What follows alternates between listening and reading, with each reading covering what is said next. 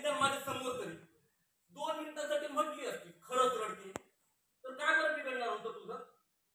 जेव्हा रडत होते तेव्हा तर म्हणत होता, प्रभे नको रडू, पूस पूस ते डोळे पूस.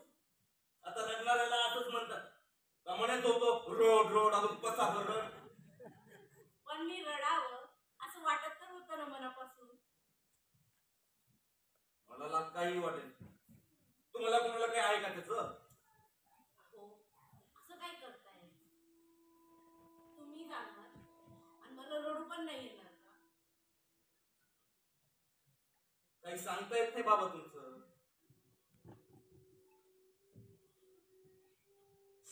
सगळे ना इतकं मेकॅनिकल करून टाकले ना तुम्ही. हो असं काय करताय?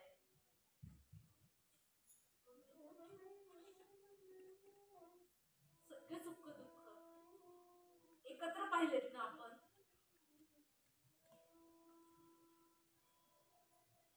इतकी वर्ष एकमेकांचा सांभाळ केला, साथ दिली आणि तुम्ही असं अचानक जाल आणि मला रडू पण नाही येणार का? तुमची डेट येण्याआधी असं वाटत होता माझ्या नंतर निघावी डेट. असं झालं असतं तर किती बरं झालं असतं ना. माझ्यावरही वेळच आली नसती. आता मी कुठे एकटी निस्तरत बसू इथे सगळं. अजय हा असं तिकडे, मी इथे एकटी. कसं होईल माझं? प्रवे नको रडू. तू असं रडून कसं चालेल? नको ना रडू प्रवे.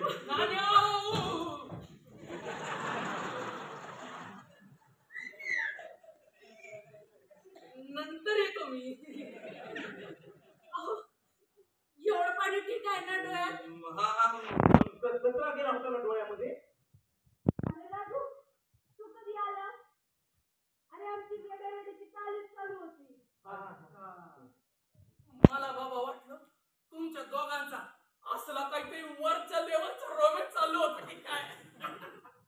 हो आता आता रोमांस करायची वेळ आली आमच्यावर. अहो ना ना अहो करून घ्या ना मग. अहो रोज रोज थोडीच येतो असा चान्स. आणि आता तर वेळ पण मिळायची नाही परत. तुम्ही भिडा बिंदास येतो मी.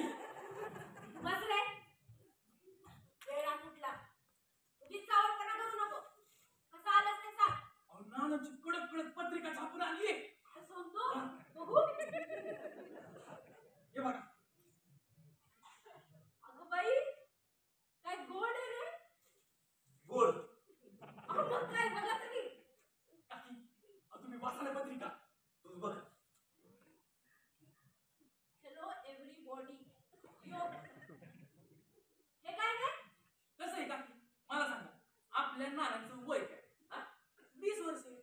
मग 20 वर्षाच्या पोराची अंतिम पत्रिका वाटायला पाहिजे की नको? असं सांगतो बरं वाचते. हॅलो एव्हरीबॉडी योग. श्री मायकल जॅक्सन प्रसन्न. आमच्या इथे आपल्या सोसायटी मधल्या सगळ्यांच्या लाडके डीजेच्या तालावरचे ऋतिक रोशन सोसायटीचा बिनपगारी भोंगा वयाने लहान पण कीर्तीने महान असलेले ए नाना म्हणजेच नाण्या यांचा देहावसान पुढच्या आठवड्यात 10 तारखेला ठरलेला आहे. तरी सगळ्यांना आवर्जून निमंत्रण असून आदल्या दिवशीच्या हार्ट अटॅक सोहळ्याला आपण जातीने हजर राहावे. बाकी ते नंतर डॉक्टरला गाठला ना म्हटलं भाड्या सांग कशाने जाणार ना. तू तो बोलला हार्ट अटॅक. अरे काढवा हेच बाकी होतं आता. नाहीतर काय अक्कल कशी नाही रे.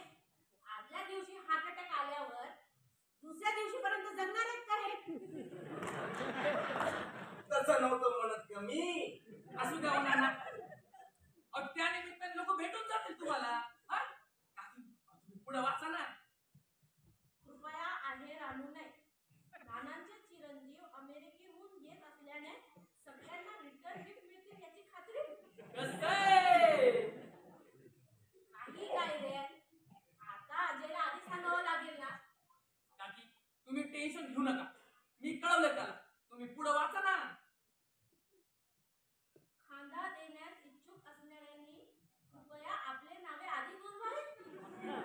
अहो जाम घोळ होतो ना तर माहिती का?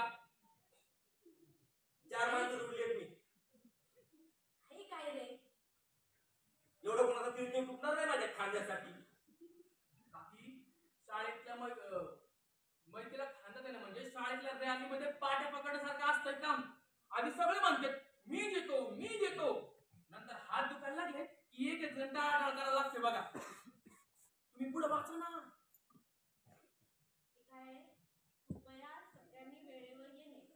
आमच्या नानाचं वर स्वर्गात सुद्धा डीजेवर डान्स व्हावे आणि पुढच्या जन्मी नाना शकीराच्या रूपात मिरवणुकीच्या ताटल्या. असू द्या हो नाना, आमची स्वप्न आहेत.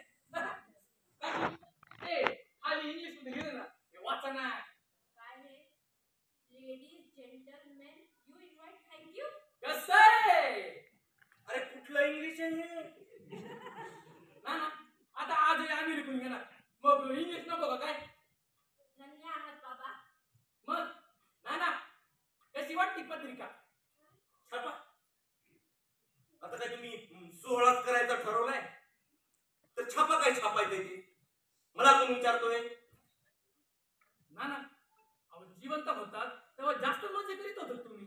आता मरायची वेळ आली तर कशाला तोंड पाडून बसले? अहो शेवटचे दिवस रोज रोज येत नसत्यात आणि तुम्ही राजे आहेत सध्या राजे. तुम्ही फक्त ऑर्डर करा काय पाहिजे तुम्हाला, अहो सगळं हातात देतो की नाही बघा. काही नकोय मला. हे असं रडकत होणं या माणसाचं कसं होणार रे?